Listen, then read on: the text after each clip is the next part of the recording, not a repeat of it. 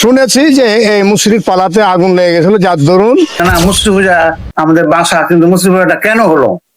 এর নামটা অনেকদিন আগের, এটা কেউ আমরা এখন বর্তমান আমলের মানুষ কেউ বলতে পারবো না। আসলে আমার দাদার কাছ থেকে শুনেছি সেটা হচ্ছে যে এই মুসরি পূজাতে অনেক মুরব্বীগণ বলেছে আজ থেকে 250 বছর আগেকার কথা।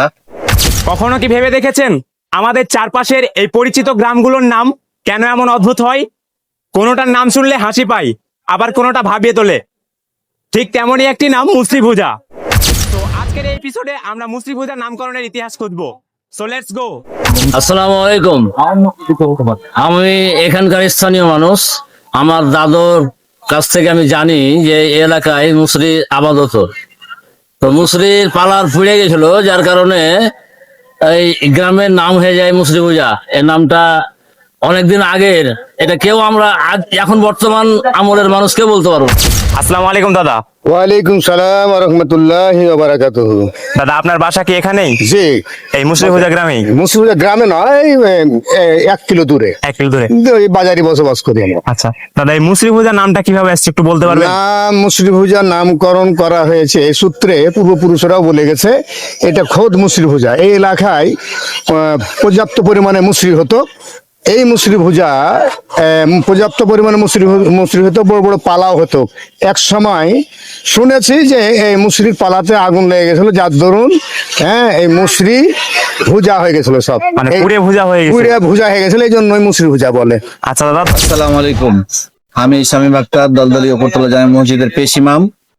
আমি এই গ্রাম দিয়ে যাওয়া আসা করি, সেখানে জানি যে অনেক মুরব্বীগণ বলেছে আজ থেকে 250 বছর আগেকার কথা। মুরব্বীগণের মুখে শুনেছি যে এখানে চাষাবাদ হতো মুসরির, আর এই পালা দিয়ে রাখা অবস্থায় যে কোনো কারণবশত পালাটা পুড়ে যায় আগুন লেগে, আর সেই সময় থেকে মুসরি পূজা নামটি নামকরণ হয়। আসসালামু আলাইকুম দাদা। ওয়ালাইকুম আসসালাম ওয়া রাহমাতুল্লাহ। ভালো আছেন? আলহামদুলিল্লাহ। দাদা আপনার বাসা কি এই মুসরি পূজাতেই? হ্যাঁ, মুসরি পূজাতে। তো দাদা আপনার কাছে জানতে চাইবো যে এই মুসরি পূজার নামটা কিভাবে আসছে একটু বলেন। মুসরি পূজা নামটা এটা আমার নানার মুখে শোনা, যে আমার নানা মোহাম্মদ তামিজউদ্দিন বিশ্বাস। তো আমার নানা ছোটকালে আমরা শুনেছি যে না মুসরি পূজা আমাদের বাসা, কিন্তু মুসরি পূজাটা কেন হলো?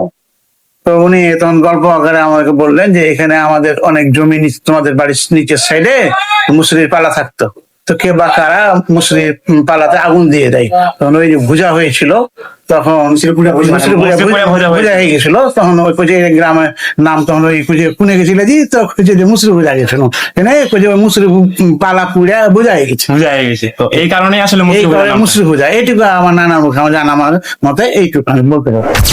আমার বাড়ি মুসরিভুজা গ্রামে।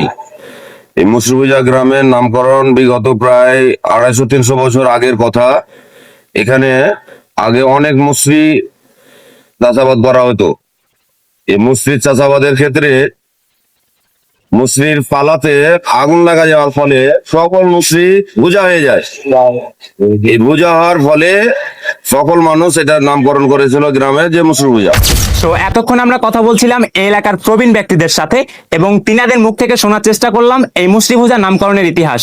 এখন আমরা কথা বলবো এই এলাকার একজন নবীন ব্যক্তির সাথে। চলুন কথা বলা যাক। ভাই আসসালামু আলাইকুম। ওয়ালাইকুম সালাম। ভাই আপনার বাসা কি এই মুসরি পূজা গ্রামেই? জি, আমার বাসা এই মুসরি পূজা গ্রামেই। পড়াশোনা কোথায়? নাম মুসরি পূজা ডক্টর শামসুর রহমান দাখিল মাদ্রাসাতেই লেখাপড়া করি। আচ্ছা ভাই, এই মুসরি পূজার নামটা কিভাবে আসছে বলতে পারবা কি? জি, আমার দাদার কাছ থেকে শুনেছি অল্প অল্প। বলো একটু, শোনাও আমাদের। আসলে আমার দাদার কাছ থেকে শুনেছি সেটা হচ্ছে যে এই মুসরি পূজাতে অনেক পরিমাণে মুসরি চাষ হতো, এবং সেই মুসরিগুলো যখন নিয়ে আসতো, সে নিয়ে এসে এক জায়গায় স্তূপ করে রাখা হতো। এরপরে স্তূপ করার পরে ভুলবশত যে কোনো ভাবে আর কি আগুন লেগে যায়। এরপরে আগুন লেগে যাওয়ার পরে মুসরিগুলো পুরো একবারে ভুজা হয়ে যায়। তখন আর কি সেইভাবেই মুসরি ভুজার নাম রাখা হয় মুসরি ভুজা। মুসরিগুলো পুড়ে যাওয়ার কারণে আসলে এই নামকরণটা রাখা হয়েছিল যে মুসরি ভুজা নাম। রহস্য হয়তো পুরোপুরি শেষ হয় না, কিছু অংশ আমাদের চিরকালই ভাবিয়ে তোলে। সো আজকে আমি চেষ্টা করলাম এই মুসরি ভুজা নামকরণের ইতিহাস আপনাদের সামনে তুলে ধরার। যাই হোক, আজকের এই ভিডিওটি আপনাদের কেমন লাগলো অবশ্যই কমেন্ট করে জানাবেন। আর নেক্সটে কোন গ্রাম নিয়ে ভিডিও দেখতে চান এটাও কমেন্ট করে জানাবেন। আল্লাহ হাফেজ।